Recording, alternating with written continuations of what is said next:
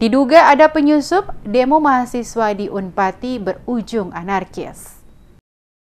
Kapolda Maluku menduga ada penyusup yang masuk dan bergabung dengan mahasiswa sehingga terjadi aksi anarkis saat mahasiswa melakukan demo penolakan Undang-Undang Omnibus Law di depan kampus Universitas Patimura Ambon. Pantauan tim DMS Media Group di beberapa titik aksi demo mahasiswa menolak Undang-Undang Omnibus Law di dalam kota Ambon Senin 12 Oktober terpantau hanya di depan kantor Rektorat Unpati Poka yang terjadi aksi saling lempar batu sehingga para pendemo dibubarkan oleh pihak kepolisian dengan menggunakan gas air mata dan mobil water cannon. Kapolda Maluku Baharudin Jafar yang turun langsung ke lokasi saat diwawancarai menjelaskan beberapa mahasiswa telah diamankan oleh aparat keamanan. Mereka yang diamankan juga akan menjalani rapid test untuk mencegah hal-hal yang tidak diinginkan. Ini juga merupakan kesepakatan dengan Satgas Gugus Tugas COVID-19.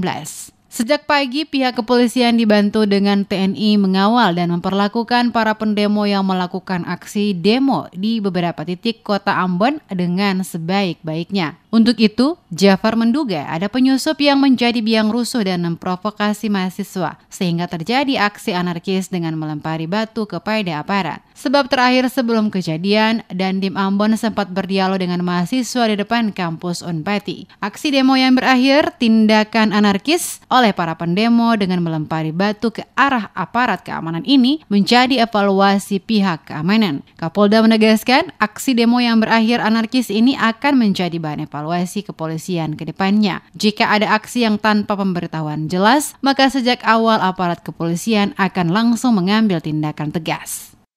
Sebenarnya kita sudah sedemikian rupa memperlakukan adik-adik anak-anak kami dengan baik sejak pagi. Bahkan terakhir Pak Dandim sudah bisa berdialog dengan mereka. Cuma ada di antara mereka yang masuk ke kelompok mereka, maka itu mungkin bukan statusnya sebagai mahasiswa, itu mempengaruhi dia melakukan pelemparan kepada petugas. Nah, ini yang membuat terjadi seperti sekarang. Betul sekali, ini menjadi evaluasi kita.